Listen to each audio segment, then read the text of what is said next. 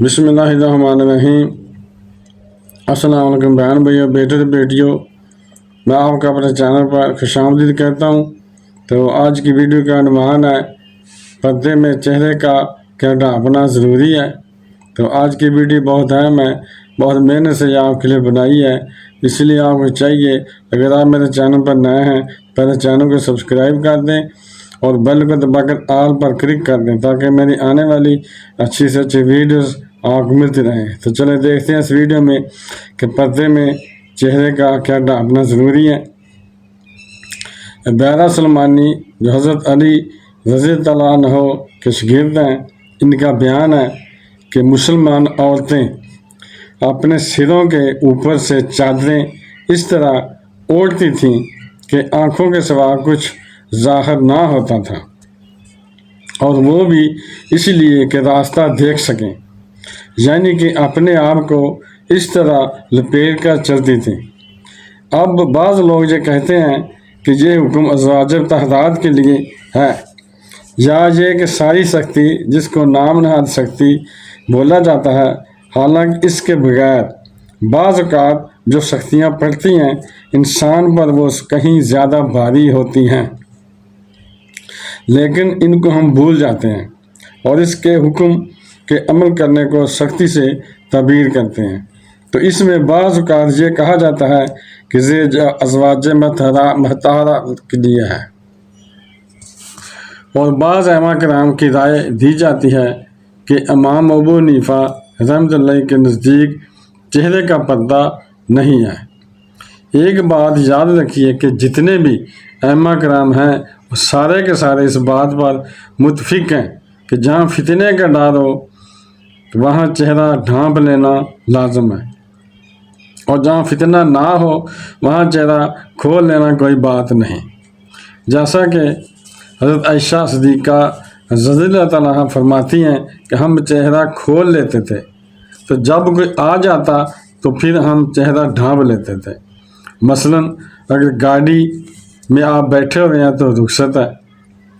اور اگر آپ سڑک پر چل رہے ہیں اور بھیڑ ہے، رش ہے تو معاملہ اور ہوگا۔ تو موقع محل کے مطابق اس میں کمی پیشی کی جا سکتی ہے، لیکن یہ نہیں کہ کسی امام نے واضح طور پر یہ کہا ہو کہ چہرہ ہر وقت کھول کر رکھ سکتے ہیں۔ یعنی جتنے بھی یہ جو 4 بڑے ائمہ کرام ہیں،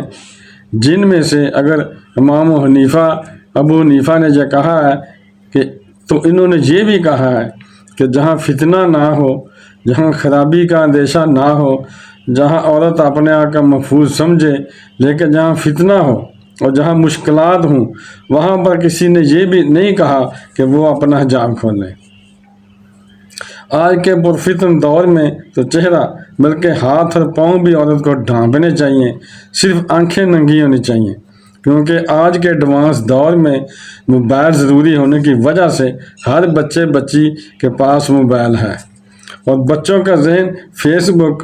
انسٹاگرام، ٹک ٹاک، یوٹیوب اور گوگل وغیرہ نے خراب کر دیا ہے،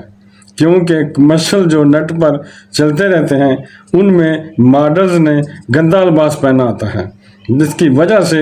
بچوں بلکہ بڑوں کے ایمان میں بھی خرابی پیدا ہو چکی ہے۔ فیس بک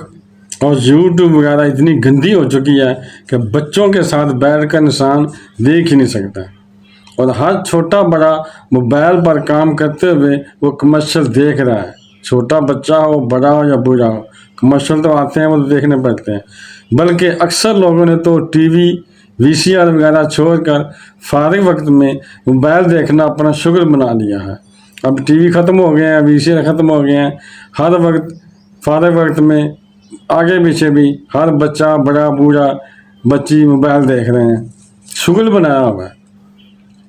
اور کمرشل کے علاوہ نیٹ سے جو مرضی گندی چیزیں نکال کر دیکھتے رہتے ہیں۔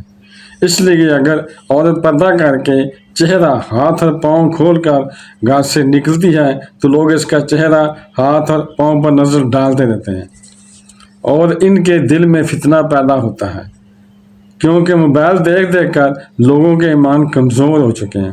اس لیے فتنے سے بچنے کے لیے صرف ضروری کام کے لیے گھر سے باہر عورت کو جانا پڑے تو اس کو پابند کیا جائے کہ چہرہ، ہاتھ اور پاؤں بھی ڈھانپ کر نکلے، صرف آنکھیں ظاہر ہونی چاہیے تاکہ راستہ دیکھ سکے اور لوگوں کی گندی نظروں سے اپنی حفاظت کر سکے۔ تو بیٹے اور بیٹیوں، بہن بھائیوں، اگر آپ کو میری یہ ویڈیو اچھی لگی ہے اور ابھی تک آپ نے میرے چینل کو سبسکرائب نہیں کیا تو لازمی کر لیں اور بیل کو دبا کر آل پر کلک کر دیں تاکہ میری آنے والی اچھی اچھی ویڈیوز آپ کو ملتی رہیں۔ چلو ملتے ہیں نیکسٹ ویڈیو میں۔ السلام علیکم، خدا حافظ۔